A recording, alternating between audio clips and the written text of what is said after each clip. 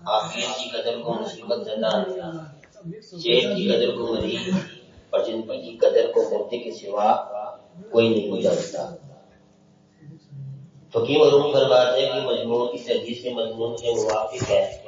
جسے ہم ذکر کر رہے ہیں کہ 5 چیزوں کو 5 چیزوں سے پہلے غنیمت جانا۔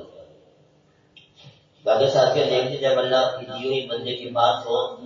اس نعمت کی قدر نہیں آتی ہے،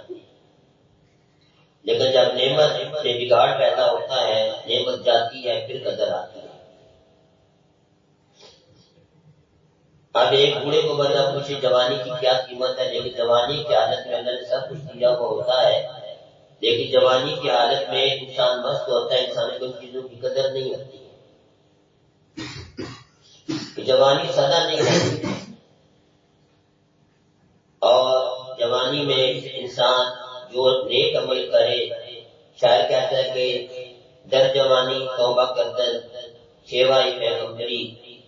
کہ جوانی میں توبہ کرنا، رب کی طرف لوٹ جانا، رب کو راضی کرنا، یہ پیغمبروں کا شیوا ہے۔ اور دوسرے شعر، اس شعر کا جو دوسرا مصرع ہے، آپ نے کہتے ہیں کہ جب بھیڑیا شکار سے رہ جاتا ہے، اس کا نہیں سکتا تک وہ بھی بزرگ بن جاتا ہے، پرہیزگار بن جاتا ہے۔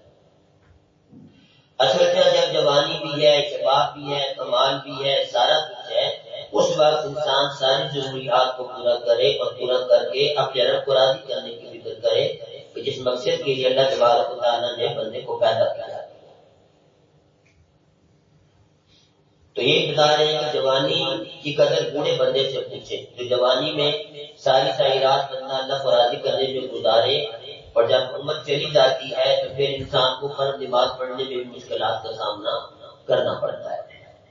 لیکن روحانی طاقت اللہ والوں کے پاس ہوتی ہے کہ جوانی میں جو اعمال کیے ان کا اثر ان پہ رہتا ہے، اور بڑھاپے میں بھی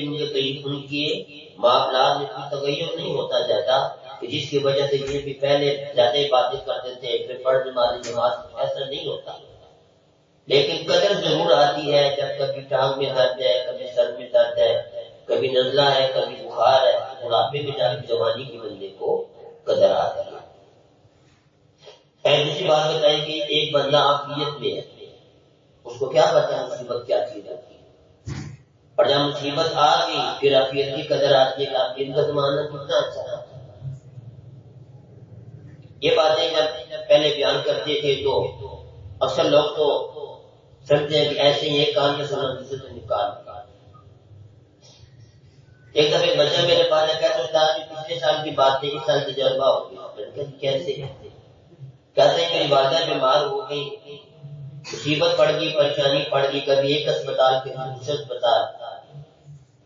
کبھی نماز ایک اسپتال میں، کبھی سحری ایک اسپتال میں، کبھی تاریخ دوسرے اسپتال میں۔ وہ عافیت کا زمانہ اچھا تھا، سحری بھی آسانی کے ساتھ، تاریخ بھی آسانی کے ساتھ، سارے معاملات آسانی کے ساتھ ہو جاتے تھے۔ واقعہ عافیت بہت بڑی نعمت ہے، اور مصیبت جو ہے پھر عافیت کی قدر بندے کو آتی ہے۔ اور ایسی بتائی گئی کہ صحت کی قدر مریض سے پوچھو، کہ بندہ مریض ہو جائے پھر صحت کی قدر آتی ہے کہ صحت کا زمانہ کتنا اچھا تھا، کہ سارے کام ٹھیک چلتے تھے۔ اور ساتھ ساتھ اتنے انسان کی صحت کی طرف کمزور ہے، تھوڑا سا نزلہ بھی لگ گیا تو انسان بالکل جٹ جاتا ہے۔ تو جب صحت کا زمانہ ہو، صحت کے زمانے میں انسان اچھے کام کرے، وہ بادہ انسان کی صحت چلی جائے اور انسان پہ بیماری آ جائے، اور زندگی کی قدر تو مردہ ہی جان سکتا ہے۔ اگر یہ مردے بتا سکتے کہ آگے جا کے کیا ہونے والا ہے، تو ساتھ پھر اللہ تعالیٰ نے یہ غیر کے پردے ڈال رکھا۔ ایمان بھی غیب پر ہے، اللہ تبارک و تعالیٰ جو ہم نے اللہ تعالیٰ کو نہیں دیکھا، اللہ تعالیٰ کو راضی کرنے کے لیے ہم نے ایمان لایا اور اللہ کو راضی کرنے کے لیے عمل کرتے ہیں۔ ایسی بہت ساری چیزیں ساتھیوں،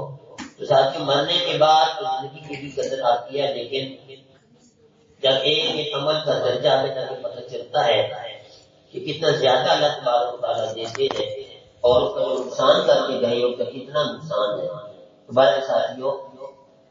مبادہ سے چلی جائے، عافیت چلی جائے، فرصت چلی جائے، زندگی چلی جائے، اس سے پہلے ساتھیوں اور جوانی چلی جائے، اپنے رب کو راضی کرنے میں بحث کر لیجیے۔ مبادہ انسان بڑھاپا دیکھے ہی نہ، بڑھاپے میں کیا نہیں۔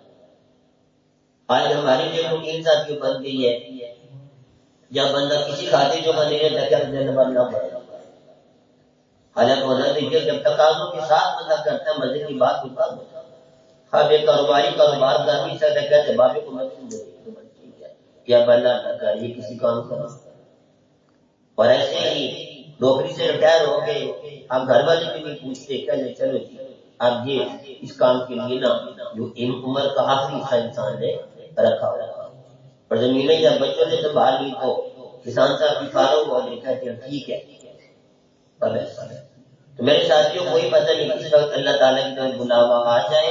اور ہم اللہ تعالیٰ کی طرف لوٹ جائیں اس سے پہلے اللہ کو راضی کر لیں اللہ کو منا لیں عبادت کرنے موقع نہ ملے رمضان المبارک کی گھڑیاں بڑی تیزی کے ساتھ سمٹ رہی ہیں ساتھیوں دیکھیں 7ویں رات کبھی کچھ حصہ گزر گیا ہے